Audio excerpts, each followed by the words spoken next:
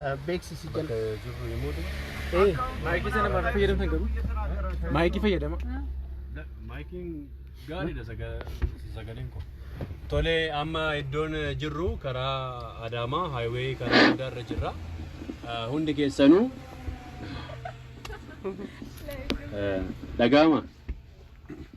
Karaa Adaamaa deemuutti jirra. Gareen konkolaataa kana keessa jiru hundi kaayyoo ittiin deemaa jirru hundi keessanuu beektu.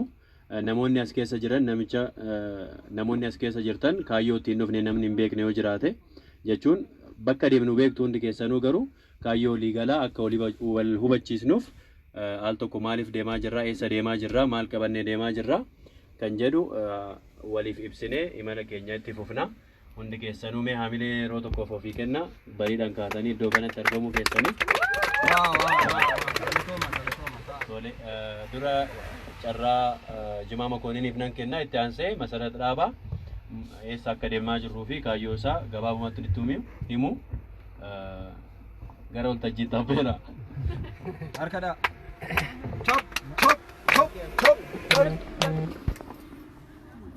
Tole hundi keessanuu baga nagaan dhuftanii nama karaa fi kaayyoo walitti fida. Kaayyoo keenya wal hubachiisuun barbaachisaadha. Hundi keessanuu akka beektan mana artist Nuhoo Gobanaa gaafachuuf deemna. Irra caalaatti garuu dubbiin jabduun har'aa Oromoon miliyoona 40-50 ofiin jedha.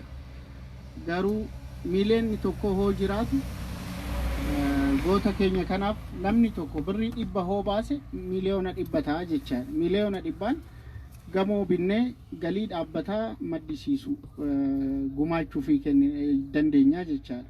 So maatii isaa bira kan deemnu waan tokko hubachiisuuf. Qarshiin kenninu kuni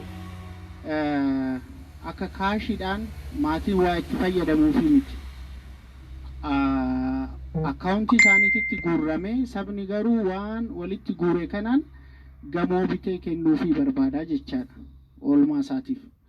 Egaa kana dura gargaarsa jennee yaaliiwwan taasifamaniin gargaarsa sirnaan hin qindoofneen namni keenya baay'een miidhamaa ture.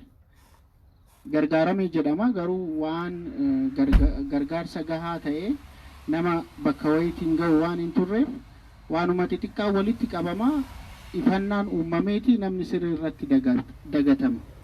Kana booda garuu bifa sirnaan qindeessuu qabnaa jenne. Rakkoowwan afurtu ture gargaarsa waliin wal qabatee kan dura kallattiidhaan abbaa dhimmaa biran gahu.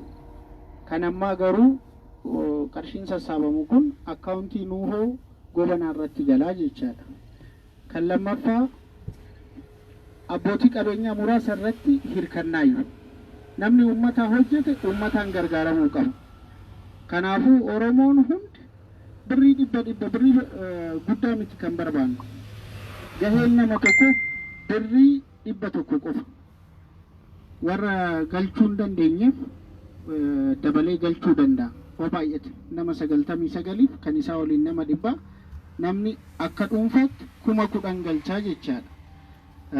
Fakkeenya afaanii birrii 1,000 galcha. Kiyya birrii 100 maatii keessaa immoo nama 9 walitti kan nama 10 tan galchee jechaadha.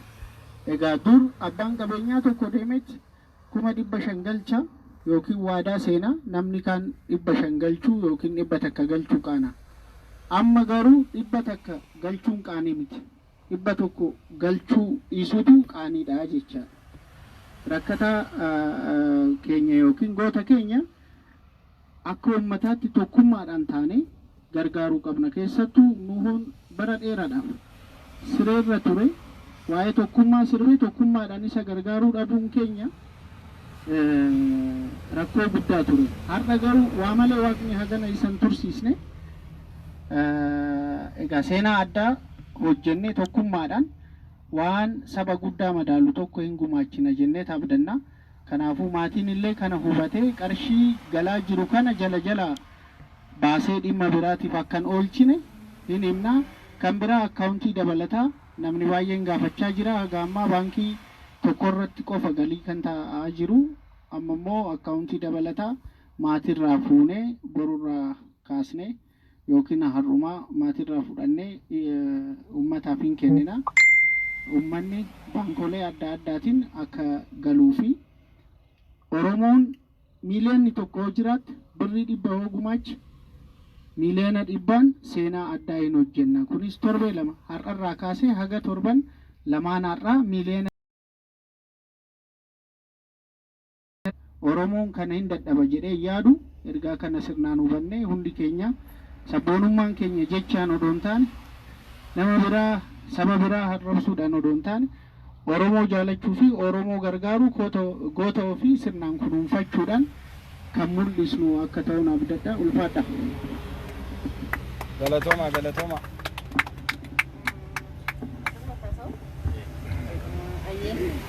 Guddaa galatoomii waan baay'ee jimaan dubbateera wanni itti dabalu baay'een jiru. Ani galatan galchuu barbaada maaliif kaka'umsi jiru baay'ee namatti tola. Baay'inni keenya gaa miliyoona 60 fi sanaa oli jenne yeroo baay'ee amma nuti kan barbaannu nama miliyoona tokko Oromoo miliyoona tokko Oromoo quuqama qabu Oromoo Oromummaa isaa qabu Oromoo dhugaa Oromoo beeku miliyoona tokko barbaannaa jechaadha. Sin immoo akkuma jimaan kaasee nama maallaqa guddaa baasee yeroo hunda rakkatu miti abbaa qabeenyaa muraasa qabnaa yeroo hunda isaan irratti xiyyeeffachuu osoo hin taane hanga danda'aniin gargaaraniiran dhugaa dubbachuuf abbootiin qabeenyaa Oromoo guddaa galateeffanna isaanis amma garuu baay'ina keenya kana gara qabeenyaatti jijjiirree Oromoo immoo Oromoof oolmaa oolee akkamitti oolchinaa akkamitti galateeffannaa dhaloonni boruu hoo akkamitti waan har'a hojjete kana akkamitti galata argata abdii akkamitti itti horra kan jedhu sanaaf hundi keenya qarshii 100 qaanii miti namoonni tokko 100 akkamittiin galche jedhees cinqama. Kanaaf 100 loomiin 50 nama tokkoof ba'aa namoota 50 immoo bareedina akkuma jedhamu sana adda qooddannee miliyoona 100 kana gumaachinee itti fufiinsaan ji'a 3 namoota rakkatan Oromoo biraa oolmaa qaban immoo itti fufiinsaan akkamitti akka gargaaru irratti jechaadha kan jalqabne. Kanaaf nuun yeroo adda addaatti mootummaanis deeggareeti jira, aadaaf turizimiinis kenneefii jira. Yeroo adda addaatti deeggaramee jedhama garuu isa jiraachisuu isa fayyaa isaatti deebisuu hin dandeenye seeraanis hin yaallamne. Gamoo caalaa immoo maatiirraa maal dhageenye ammas yaalamu akka qabudha kan dhageenye. Yaala isaa kana immoo akkamitti yaalama kan jedhu san ammas waliin mari'achaa jirra. Ijoolleen nu hoos jiranii akka obsaa afaanti jiranii isa wajjinis haasaati jirra. Haadha warraa wajjinis haasaati jirra. Haati warraatu yaalamuu qabdi. Kaansara harmaa qabdi jechaadha. Kanaaf ishees akkamitti yaalchisnaa kan jedhu sanadha. Nama oolmaa nurraa qabdudha. Otoo ishiin jiraachuu baatte akkam ta'a eenyutu nu hoo garanaaf garas garagalchaa. Narra dhandhee suuraa wajjin kaanuu kana nuhoonni lubbuun jiraachuun isaa gaaffii keessa galaa jechaadha. Dhugaa hanga maxxansuun nutti ulfaatutti warri nu gumaachitan warri nu wajjin jirtan hamileen nutti hortan deebistanii tokkummaa agarsiistan garaagarummaa dhimma qabnuun dhiistanii jechaadha. Warri deebii nu kennitan hundi keessan guddaa galatoomaa ulfaadhaa nu jabaadhaa jennaan amma gaa parsantii xiqqoodha kan walitti qabamee gara amma gaa aga wiixataatti miliyoona 1 hin gala jennee yaanna.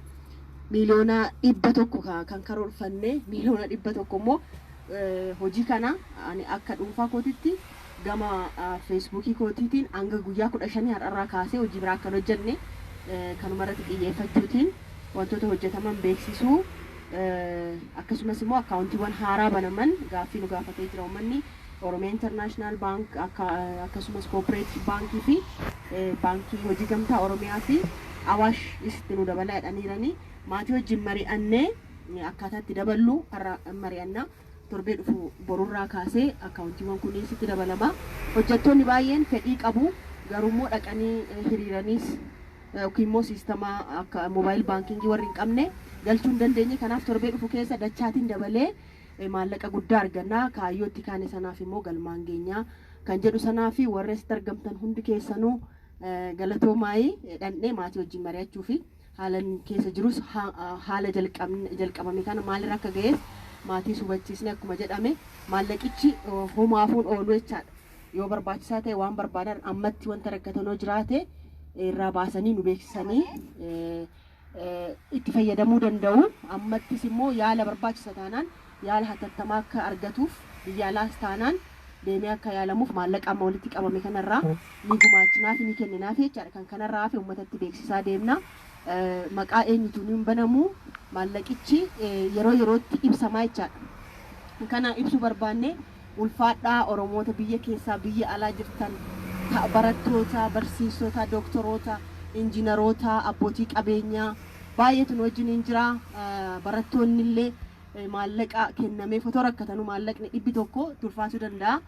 Garuu rakkina nu horran caalu jedhanii oromummaa isaanii quuqama isaan uummata isaaniif qaban waan nutti mul'isaniif maallaqa qarshii 100 galchuutiin baay'ee galateeffachuun barbaada. Ulfaadhaa, nu jabaadhaa. Dhaamsa kana immoo karaa hundaan miidiyaaleen adda addaas nu gabaasaa jiru.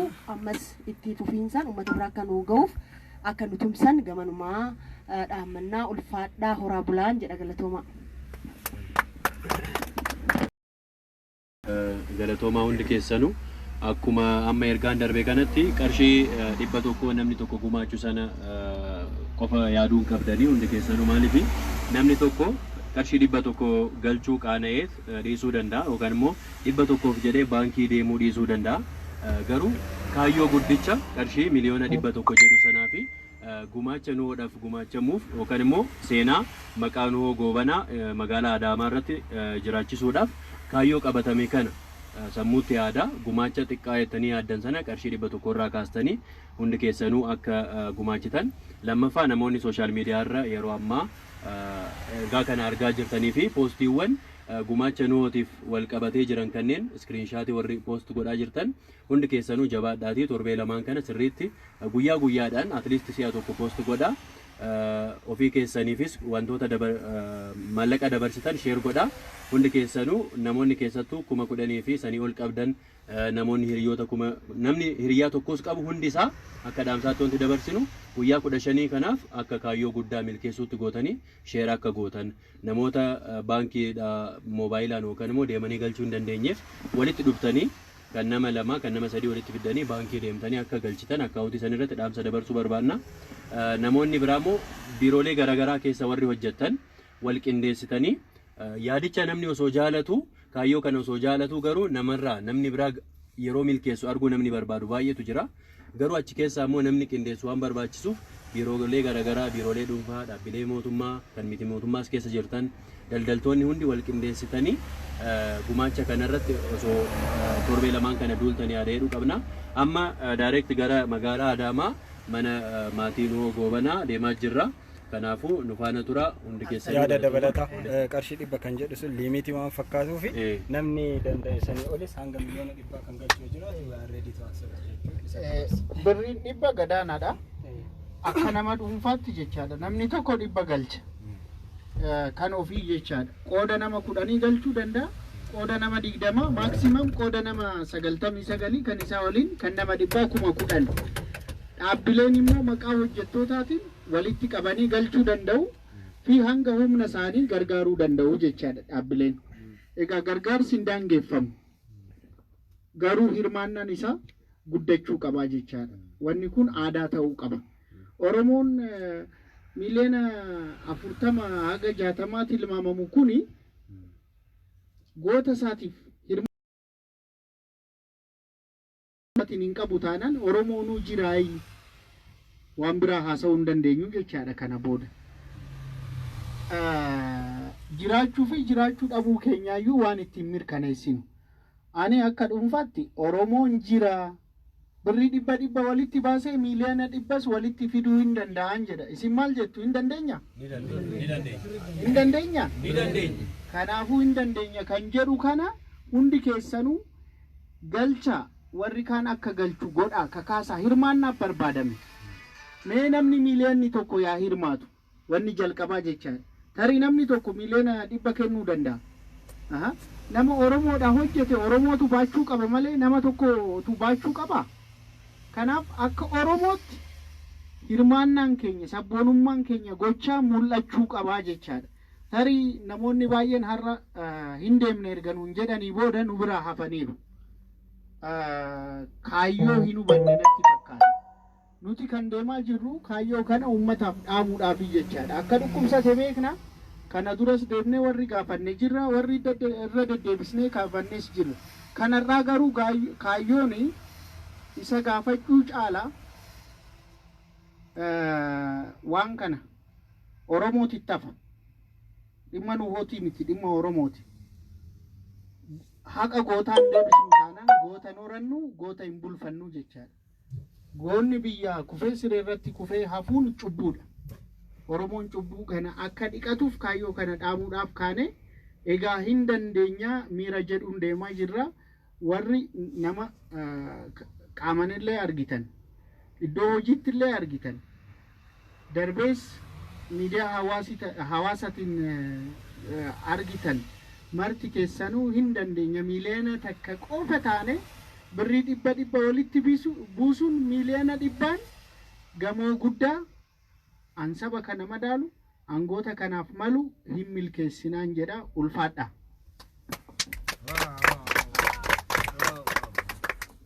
Tole haamilee makanaan ammatti fufna. Sagalee weellisaa Saadam Tolosaa gara waltajjii bakka lama sadii Saadam